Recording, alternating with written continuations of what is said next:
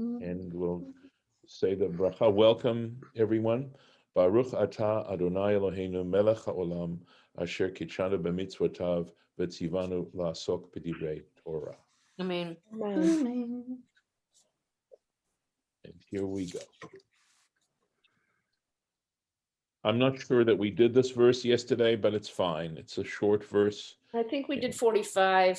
I mean, Yeah. the first verse of 40 of chapter Right. 45. So it makes sense because, okay. Vayiten et kolo bivchi. We're talking about Joseph here. He cried out. He called. Literally, it means he placed his voice in crying. So, in other words, he cried out. Vayishma'u Mitzrayim, and the Egyptians heard him. Vayishma Beit Paro, and the house of Pharaoh literally heard him. That's going to be the piece that Rashi's going to comment on. Vayishma Beit Paro, the house of Pharaoh heard him. Beito Shel Paro, meaning, of course,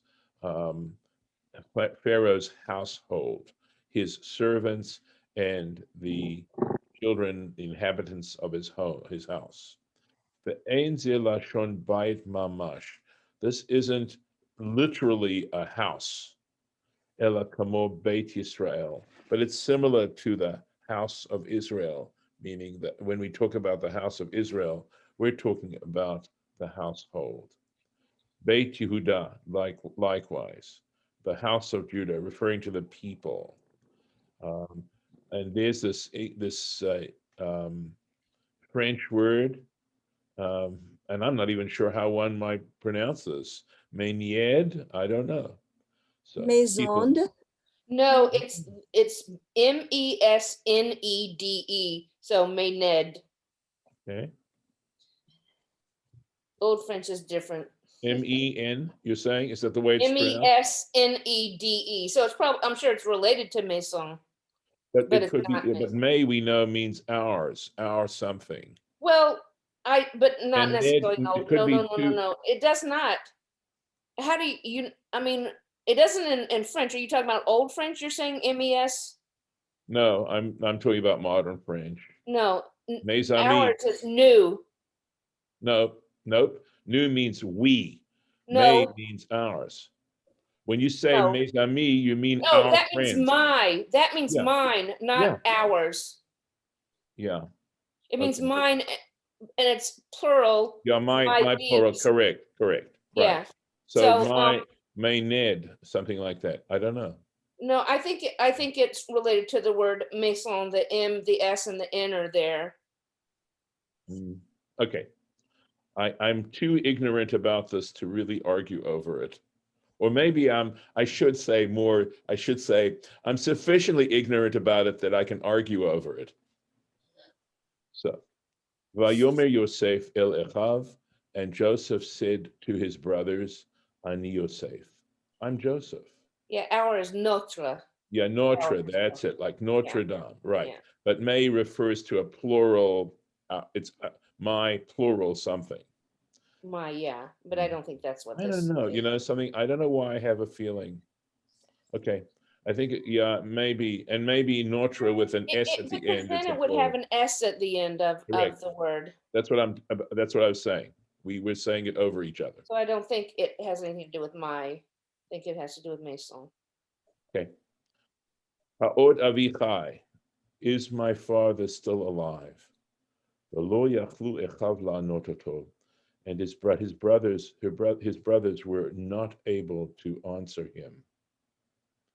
Imipalu mipanav, for they were frightened in his presence, or they were frightened at his presence. Mipalu mipanav. So why were they frightened at his presence? Mipnei habusha, because they were so ashamed. They felt so ashamed. That kind of stuff. I think the truth is, I think we do. When we really mess up seriously, we live with our shame unless we can actually deal with it. Unless we can somehow resolve that shame, it haunts us. And what they had done in selling their brother, in acting out their hatred,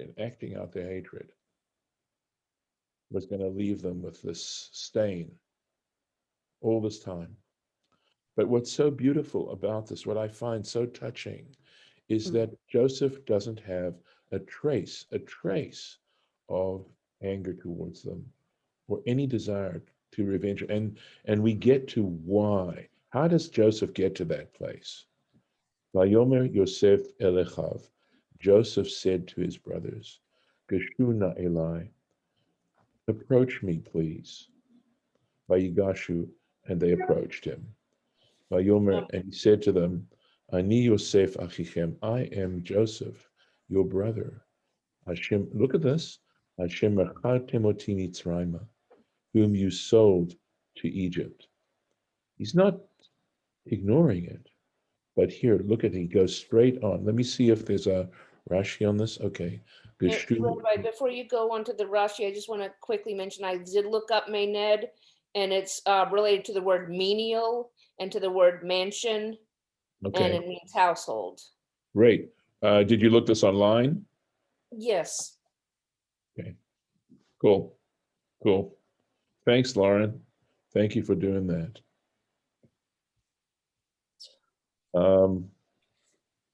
Geshuna Eli, approach me. Ra'a otam nisugin la'achor. He saw that they were turning back. They were retreating. They were retreating. Amar achshav achai nichlamim. He thought to himself, now or since my brothers are ashamed, right? They're humiliated. So he says, or since, okay, since my brothers are humiliated, kara lehem b'lashon racha, he called out to them in soft language, in gently, the v'tachanonim, and pleading, v'her alahem, and he showed them, shehu mahu, that he was circumcised. Wow. Because they wouldn't believe him. Well, it's his brothers. Yeah, I know. And they wouldn't have believed him. I know it's in a way shocking when you You whipped it out. yeah, I know. He well lifted his robe. Mm-hmm. We don't need to get clinical over it, I don't think. All right, so the last thing we read in the text was whom you sold, or you sold me into to Egypt. Va'ata, but now, al te'atzvu, do not be upset. Va'al yichar ba'enechem, and don't be angry at yourselves. Look at this. Brilliant. That you sold me here. Don't be angry at yourselves that you did this. Because God sent me before you to preserve life. Look, I mean, in those two sentences, you see what a belief in a universal God really, how it can affect you. Now, that doesn't mean justice shouldn't be done, but this wasn't, justice should have no emotion involved in it. There should be no anger in the pursuit of justice. Because the moment you enter that, it's not going to be justice anymore. And so, which I think is why the statue for justice is blindfolded. I think that's one reason. Anyway, he himself doesn't feel, he sees that they are sufficiently contrite. And look at what Judah did. It's all has to do with Judah's willingness to completely reverse what he had done before and what they had done before. So I find that so powerful, because if we were to take this to heart, if we were to able to, you know, internalize this, it would help us so much. I mean, this is like the secret of life, of being a human being, you know. And the Torah says explicitly, it says in Leviticus, in Kedoshim, do not bear a grudge, you know, do not take revenge, do not bear a grudge, which you can say means not only don't take revenge, don't even bear a grudge. And I think we'd all understand if Joseph, the story could have gone very, very differently. Lemichya, to preserve life. Lihiyot lachem lemichya, to be for you. In other words, this, what happened to me, going down to Egypt, being sold into slavery, it was to preserve all of you, to preserve all of us. And I mean, I think also, not, I mean, he puts in lachem here, but the truth is, I mean, look at how many people, as a matter of fact, were preserved because of Joseph getting sold into slavery. And he goes on to say, Kizesh natayim hara'av bekerev haaretz, because this, for 2 years, the famine has been in the midst of the land, ve'od chamesh shanim, and there are another 5 years, asher ein harish v'chatzir, in which there will be no plowing or reaping. Kizesh natayim hara'av, for this 2 years of the famine, avru mishne harav. In other words, they have already passed of the years of famine. Can I just go back a Sure, second of course, of course. where Yosef says, Al te'atzvu ve'al yichar b'einechem. Yes, So that looks to me like it means don't be sad or don't suffer yes, yes, and don't be angry. yes. So, but the thing that's left out there that I would imagine he would say would be the most obvious thing for him to say would be, don't be afraid. In other words, yes, I now have your life in my hands, and yes, I could punish you and do very bad things to you, but don't be afraid. But he doesn't say that. He says these two other things. Right, right. And I think the reason is of his whole demeanor has changed now. And the truth is that, let's suppose he had wanted to take revenge on them. I don't know that he would have had to reveal himself to them. After all, he had the pretext he needed. Yeah, So, but I mean, and also something, I mean, I think what you're doing is you're bringing out something that's an important point, is that he's thinking about them, right? He's actually in a way complimenting them, because he's dealing with the most important element, which is their guilt. I mean, what being angry, it's so interesting, right? And don't be angry at yourselves is what it's sounding like to me, right? And very often that is something that we may feel. You know, I know how often I can get angry at myself for messing up, you know. yeah, it just seems like, I guess it does make sense that he would say these two, but it would also make even more sense that he would say, don't be afraid. And I'm partly thinking ahead because later on in vaYigash, the Yes, brothers are I afraid. know they are. They can't get over it. I know. And they have to come and lie to him, by the way. They fabricate a tale.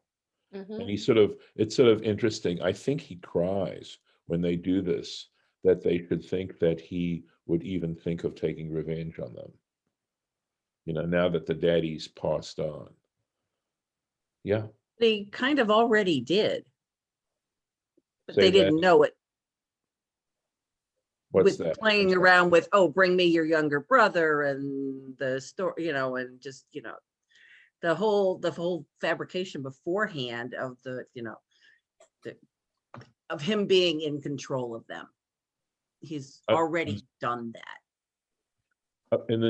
Yeah. Oh, so you're saying that the fact that he didn't take revenge at that point, I may not be following you. I think he's already taken his at least partial revenge, because he So knew who they were and he knew what he was doing to them, but they didn't necessarily see it that way until afterwards. Okay, so I would respectfully point out that I think he doesn't have revenge in his heart. That the reason he did that was not as revenge. He did that to see if, in fact, they felt any differently, whether their tshuva was, in fact, a sincere tshuva. Because the whole issue of how sincere your tshuva is if you were given exactly the same situation, would you repeat the offense? That's how you know. When you're able to overcome your temptation to offend once again, and you don't do it, you know you've done tshuva. And I think that's what he's doing. I'm pretty certain at this point that that's what he's up to. He wants to make it very easy for them to repeat the offense that they committed when they sold him into slavery. And this way they can get rid of Benjamin so easily. So he makes it easy for them.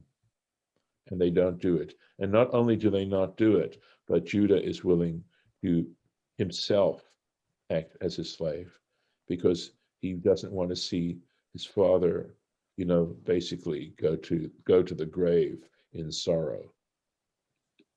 It's also easier to do teshuva when you've experienced some consequences, whether they're organic or whether it's, inflicted through external discipline, than getting away with something and Yes. still, kind of feeling good and just like allowing yourself then to ignore that it was a transgression because you haven't experienced it and you would more likely, I think, do it again. I agree. I think that is getting into my theory of why we face troubles. But they're basically there to try and teach us, to try and force us to think carefully about our behaviors and say, why is this when you say, why is this happening to me? You aren't saying, why is this happening to me? You're saying, why is this happening to me? Mm-hmm. Instead of just complaining about the troubles, just try to, kind of look back Right. and reflect. I think that's powerful. Sorry, Lauren, but if I may say, that is the powerful use of adversity and why there is so much adversity in this world. It is actually a loving act on God's part. Sorry, I did interrupt you. Go I'm ahead. just saying it's difficult. Yes, yes. But I think you're right. I really do. Let's see. Here we go. Vayishalcheni Elohim lifnechem. God sent me before you. Lasum lachem she'erit ba'aretz, so as to preserve you, to give you a remnant in the land.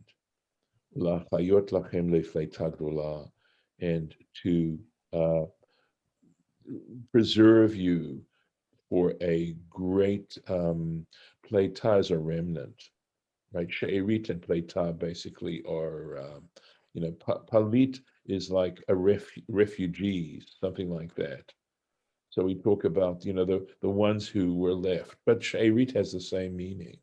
Remnants, yeah.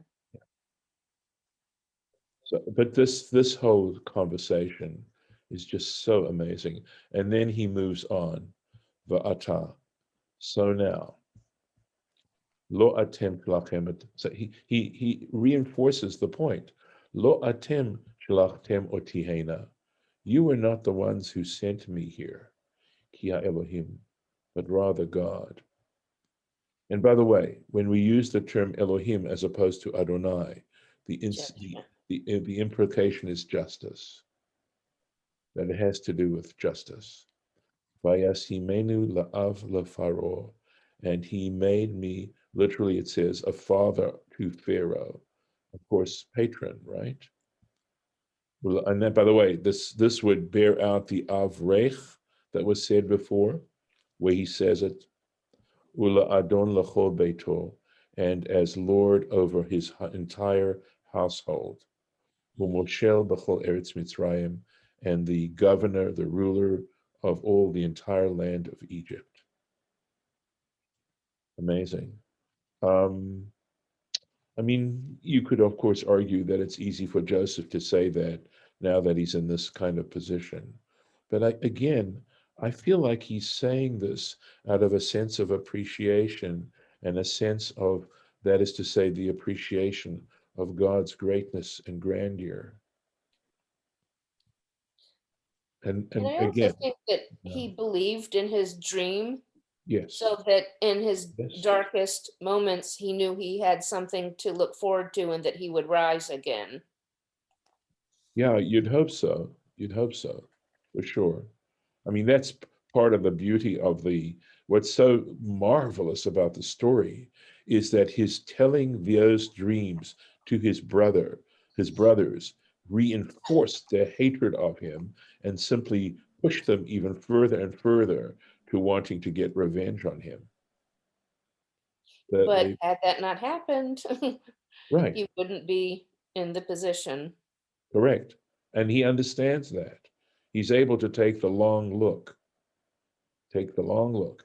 By the way, there's a I don't know if we read it somewhere already, but I know that in the tradition, where they talk about the coat, what's referred to as a coat of many colors, if you want to talk about it, but they say, because of a piece of fine linen, the Jewish people were sent into slavery. In other words, how tiny little things can sort of create big, big implications. Well, I also connect the karma of Jacob putting on the mantle to try to pretend he was Esau, and then Absolutely. later Potiphar's wife grabs Yes, Joseph's garment, and there's just so many I know. garment references that seem to Absolutely. relate to this chain of karma. You want to tie them together. Absolutely. I mean, this again is what makes great literature and the subtleties that are involved in all of that. Sort of, if I were to compare it, it would be like the notes in good wine or good tea or good Genesis beer. especially, yes. Just so amazing. So le av le paro, right? Le chaver ou le patron, right? As a friend, an associate, and a patron. And he says, stum beschitzer.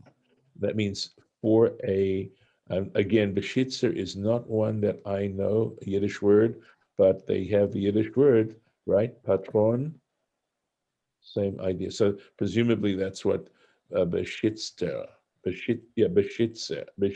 beschitzer. Yeah, Patron comes from pater. right, right, Mhm. exactly, Patron, exactly. yeah. So, and that's worth a little bit of further discussion because it has to do with the role of a father and it has to do with the responsibilities that a father is supposed to have for the welfare of his family. That was the role of a father, was to provide on all kinds of levels. And So protect.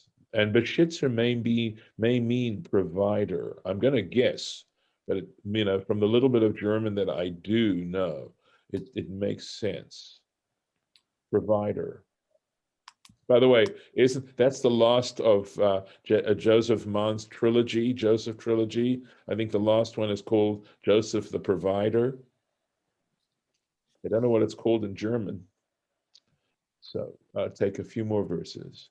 Maharu, quickly, va'alu el avi, and go up to my father, va'amartem elav, and say to him, ko amar bincha Yosef, thus your son Joseph says, Samani Elohim, look at this, right?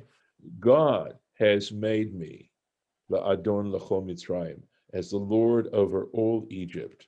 Rada Eli, come down to me, Al Ta'amud. Do not delay. Do not hold up. I just looked it up, by the way. It's protector, Okay, thank you. not provider. Okay, And it's- well, at least I had the right Yeah. first two letters were right. I'll take credit for that. Thank you. I'll put it in so I know next time.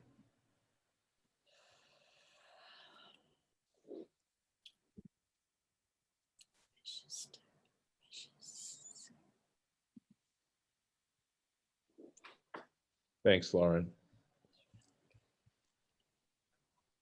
So let's take a look. Oh, Va'alu El Avi, go up to my father. Eretz Yisrael, the land of Israel, Gavoha mikol ha'aratzot, is higher than all the other lands. So of course, it doesn't mean geographically. It just means how we place it in our minds, right? And its holiness, and the fact that it's supposed to be the navel of the world, right? It's through that area, through the temple, that the divine presence is supposed to emanate into the world. And in some ways, of course, that actually has happened. Let's go on. V'yashavta be'eretz Goshen, and you shall dwell in the land of Goshen, v'hayita karov elai, so that you can be close to me. Ata uvanecha uvnei vanecha, you, your children, and your grandchildren. V'tzoncha, your flocks, uvakarcha, your cattle, v'chol asher lach, everything that you own. No Rashi. V'chil kalti otcha sham, and I will provide for you there. Ki od chamesh shanim ra'av, because there will still be another 5 years of famine. Pen tivaresh, lest you become, I'm trying to think of the destitute, lest you become destitute. You, ata uveitcha, and your household, v'chol asher lach, and everything that you own. V'hinei enechem ro'ot, and behold, your eyes see. You see for Oh, yourself. you missed the Rashi. Oh, there's a on Yud Aleph. Yeah. Oh, sorry. Pen tivaresh. Thank you. Okay, you're my fact checker, Lauren. Thank you. Pen tivaresh, lest Dilma, lest titmasken, you become poor. Right. So again, he's translating a difficult Hebrew word here, lashon morish uma'ashir. So it comes from possession, something to that effect. To morish is to, well, I think usually whether it's Yerusha means an inheritance. So it's to inherit and to become wealthy, ma'ashir. So, So they you say Chabad says Maurice is impoverished, okay, all right, but but then you're right. It says Mashir is to make rich. yeah. Well, okay, so maybe there's a phrase in rabbinic texts that says Morish Uma Ashir, referring to God, who both impoverishes and makes wealthy. Samuel 1, Okay. chapter 2, verse 7. All right. I wonder if that's Hannah's prayer, if that's the prayer of Hannah.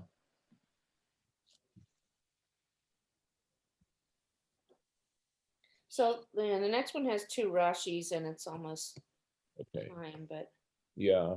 All right, we can stop here and I can give you a chance to reflect. Let's see. All right, I'll make a little mark here.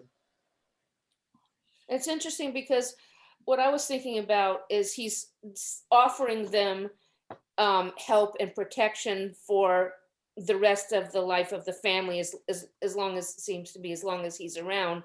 But if they might be concerned about his saying something like that, like if they're still kind of weary that he may want to punish them, yeah, maybe he's saying he'll take care of us, but maybe he wants us close by so he can exact his revenge. Well, again, we're now talking about trust, aren't we? Yeah, and I'm not talking about that's how Joseph feels. I'm talking about it's possible that the brothers still have that concern, and it may not be, they may, kind of partly believe what he's saying, and then part of them is concerned that he, wants something else. They may have mixed feelings and not really sure. Right, and that could come about from their own sense of guilt. Right, right. And in Of fact, course. as Shira Beth pointed out, later on in the final chapter of Genesis, or the second to penultimate chapter, the brothers come to Joseph after their daddy dies, and basically, you know, they raise this whole issue again. Uh, you know, when you do stuff that's really, really, really serious, and you know, and you take it in, and you're willing to think through it, you know, it just haunts you, and this is still haunting them. They It affects realized you. they did something absolutely disgusting. And no matter how much you try to do teshuva and accept it and do good things, it's will Right. always haunt you when Correct. even a long time ago, you've done something you shouldn't. Agreed. Agreed. You Yeah. just can't, Yep. Agreed. let it go Um, 100%. yep. And But it he has an effect, always will have an effect. but he does reassure them again. He does. As I He does. said, I think he cries. He becomes emotional in thinking that they thought that they think that of him, that of that even remote possibility. So I'm going to say farewell for today and stop the recording.